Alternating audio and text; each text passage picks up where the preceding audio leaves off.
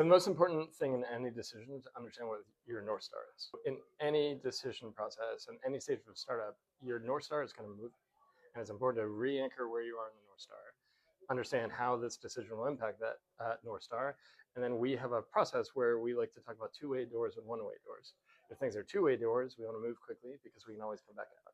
But if these are one-way doors, we want to step back, think about that, align it with our North Star, and make sure it's the right decision to move forward. Matt Phillips here, co-founder of Sbur Decision Lab. We feature entrepreneurs sharing their stories and decision-making so you and other entrepreneurs can make smarter decisions and achieve success. Please enjoy this next episode.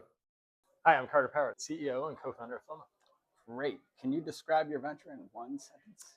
FlowMo is the AI operating layer for direct-to-consumer businesses. So everything starts with raw data. Work still happens with humans. FlowMo is everything in between. What problem are you solving, and why did you decide to solve this problem? So the problem we're solving is making data-driven decisions is a luxury. It's too expensive. It takes too many humans. And in the age of AI, we can unlock all of the growth from data up to the humans who are trying to grow the business. Tell me about the hardest decision you've made on this journey. I mean, the hardest decision was to start FlowMo without funders. We've been hitting the ground trying to make sure we have product market fit and growing the business. When we first went to market, we didn't build the entire semantic layer. And we were working with customers, and the AI wasn't good enough to harness the data. So the first thing we had to do was spend 3 weeks rebuilding the product, and it was incredibly difficult because we hadn't raised funding and we were trying to get to market very quickly. Did you make a decision with incomplete information before? And then when you did that, was there one that you made that ended up being pivotal?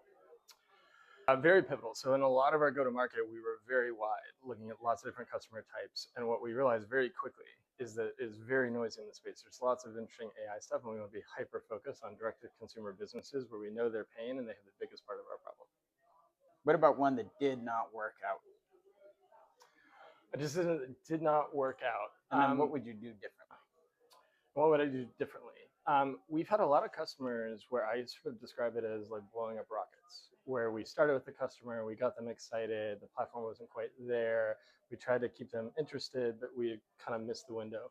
So the biggest thing that we would have done differently is probably engage those customers in more of a pilot way so that we don't lose them and keep them engaged. That's great. So you learned as you went. We are learning every day. That's each week. What are your key decision-making elements and process that you use, and why do you use that process and those elements? We're very data-driven, both in how we service our customers and internally. My co-founder Juad and I were planning out, laying out our strategy and working together to make decisions. So ultimately, we're using data as our first layer, and then bring decisions together with our co-founding team. And anything you're wrestling with right now? Wrestling with right now, the pace of AI adoption, the speed of diffusion versus the advancement of the capabilities is getting wider. So the AIs are continuing to get better, but the rate of adoption isn't showing that it's growing businesses, isn't actually helping people do less work.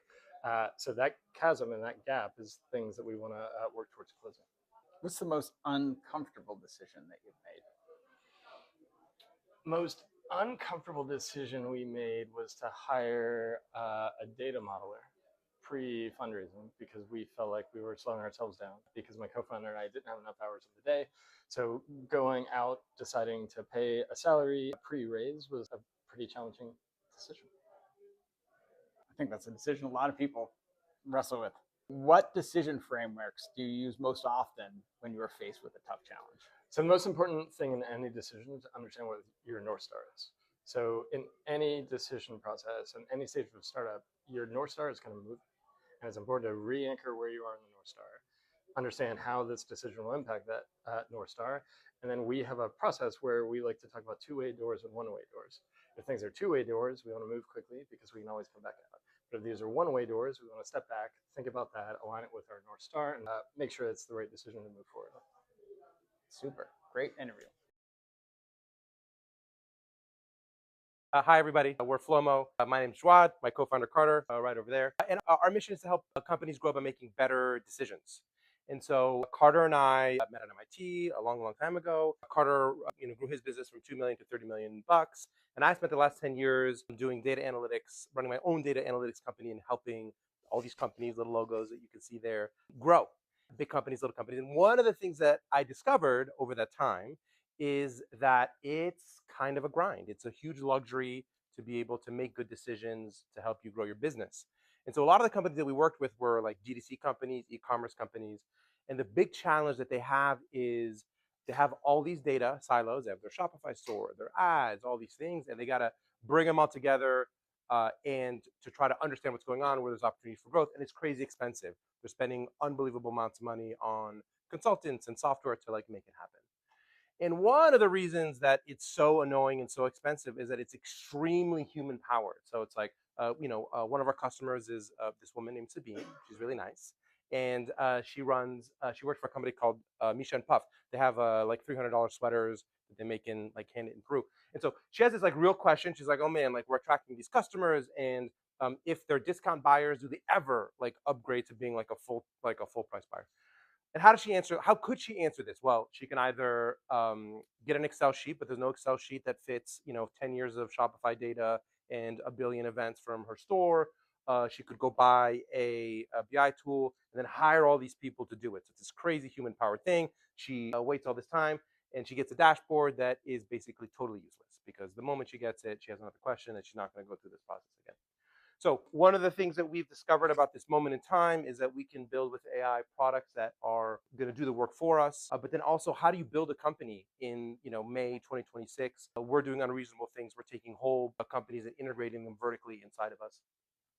And so Sabine can now have this question. She can ask it for FlowMo. FlowMo will go build her answer for her. So it'll build an app that'll answer her question, a full simulator. And she can ask as many questions as she wants. She's getting answer in minutes where it would have taken weeks. And the big differentiator about how we build our product compared to what other people are doing is that we're vertically integrating this whole modern data stack from the data warehouse up. All of our D2C customers don't even know that there's a thing called the database, but they're able to sort of be on this AI exponential without having to know that. Our go-to-market is founder-led sales. We have a PLG motion. Every one of these companies has an Excel sheet that runs their business. We can use that to sort of like jumpstart them. We're in the market. We reconnected in October, got in the market in February, growing really quickly. It sells itself because people want to solve the problems and grow. And this thing that was super hard for them to do is actually really easy to do on FlowMo. We're starting with DDC. We think that they're a really great ICP. They have money, which is always a nice thing. They're trying to grow. They don't have the expertise. They're already spending. We're not trying to beat free. We're trying to beat the $50,000 they're currently spending right now.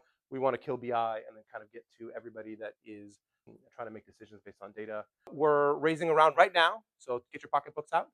And we're doing a $1.5 million round. We're looking for our lead.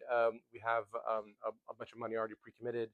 Yeah, excited to, if you run a business, tell us. We should work together. Now that you've heard the story and the investor pitch, where are you in your startup journey? What decisions are you wrestling with? Comment below or take a quick survey, and we'll let you know just how investor ready you are.